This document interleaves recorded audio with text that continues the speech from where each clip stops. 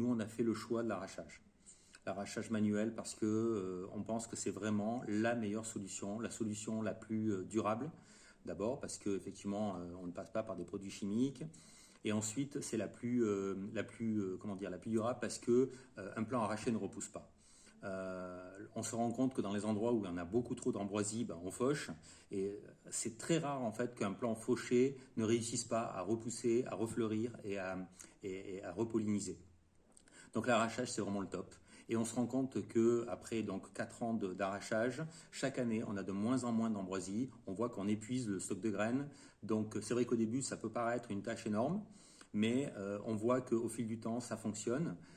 Et puis en plus, je pense qu'il faut vraiment le faire en se disant que on ne cherche pas chaque année à tout arracher, c'est pas possible. Par contre, chaque plant arraché, c'est des milliers et des milliers de graines de pollen en moins, c'est des milliers et des milliers de graines en moins.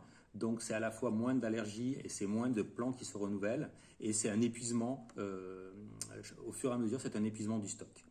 Donc c'est vraiment pour nous la bonne méthode de travail, c'est l'arrachage. Bon, et bien entendu, quand on a des endroits qui sont beaucoup trop envahis, on fait un fauchage et en essayant de surveiller au mieux et de faucher une deuxième fois si on voit que les fleurs repoussent. Pour accompagner notre technique d'arrachage, on a également mis en place au niveau de la commune ce qu'on appelait du fauchage raisonné.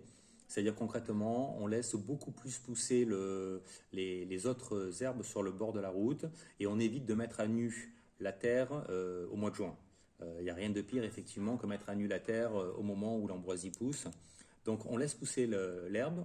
Quand on fauche au minimum à 10 cm de hauteur. Et en fait, on était très contents parce que quand on a commencé dans la commune, il y avait notamment une route qui était farcie d'ambroisie sur les côtés. Et après 3 années d'arrachage et de fauchage raisonné, aujourd'hui, l'année dernière, on n'a rien eu. Il n'y a pas eu du tout d'ambroisie, alors que c'était une année qui était pourtant particulièrement riche en ambroisie. Donc ça fait vraiment plaisir quand on réussit comme ça.